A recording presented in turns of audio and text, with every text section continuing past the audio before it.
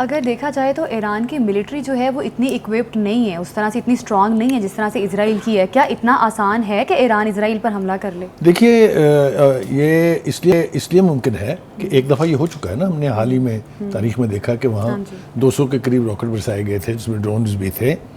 وہ اس سے کوئی امپیکٹ بنا یا نہیں بنا یہ الگ بات ہے، لیکن دا فیکٹ ریمینس کہ وہ جو آئرن ڈوم کا کانسیپٹ تھا، اسرائیل کا جو دعویٰ تھا وہ یعنی بریک ہوا، راکٹ گرے وہاں.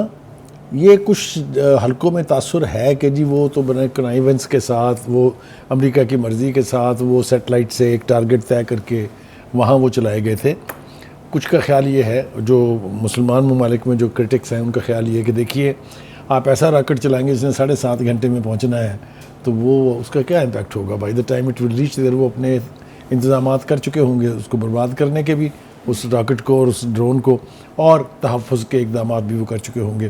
تو جو پہلا حملہ کیا تھا انہوں نے، جو قاسم سلیمانی صاحب جو ان کی فوج کے ایک بہت بڑے سپہ سالار، مطلب ہے ان کے کریڈٹ پر بہت کچھ جو ہے وہ ہے as leader of the armed forces. تو اس کی شہادت کا بدلے کے حوالے سے لوگوں کا خیال یہ تھا کہ ایران اس سے زیادہ شدت کے ساتھ ریئیکٹ کرے گا.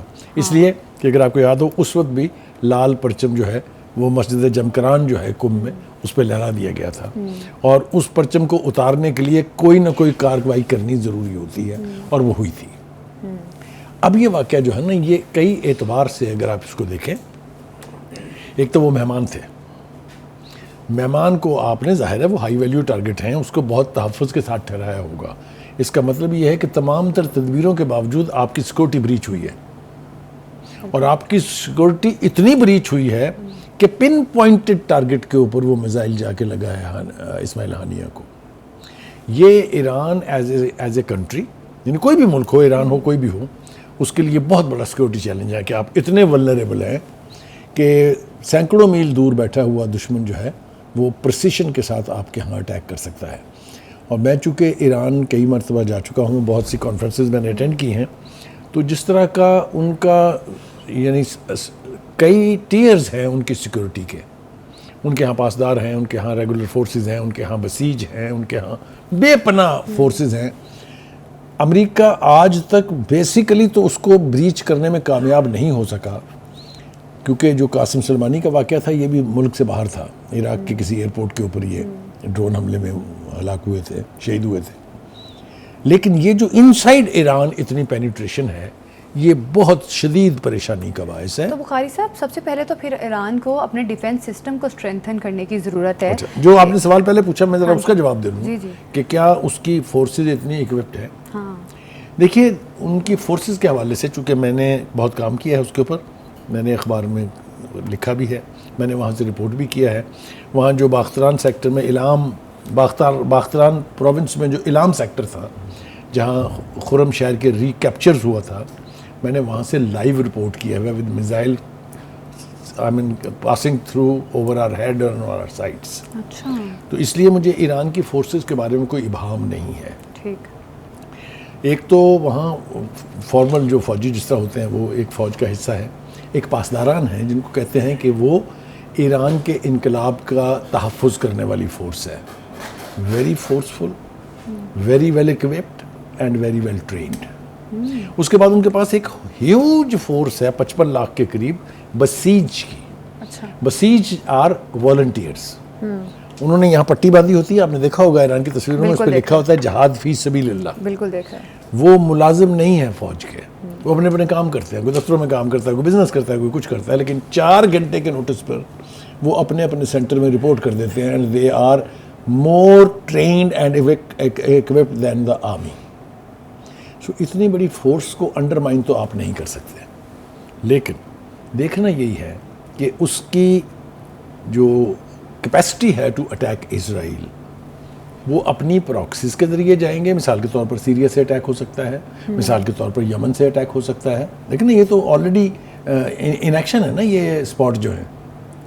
تو یا وہ براہ راست ایران سے حملہ آور ہوگا. یہ بات بالکل طے ہے.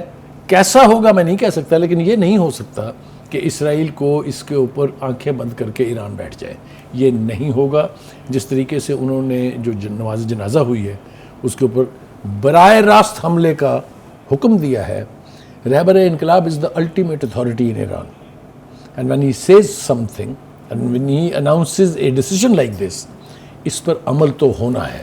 میں اور آپ بیٹھ کے شاید اسی اگلے شروع ہونے والے ہفتے میں اس پہ بات کر رہے ہوں گے کہ ایران نے کیا کیا ہے. لیکن بخاری صاحب اگر تھوڑی پاسٹ ہسٹری ایران کی دیکھی جائے, جس طرح سے ابھی آپ بتا بھی رہے تھے, قاسم سلیمانی ایک ٹاپ لیڈر تھا, جس طرح سے ان کو شہید کیا, پھر ان کے سائنٹسٹ تھے بڑے ٹاپ سائنٹسٹ, ان کو بھی سیٹلائٹ کے ذریعے ٹارگٹ کیا موساد نے, جو کہ اسرائیلی اسپائی ایجنسی ہے.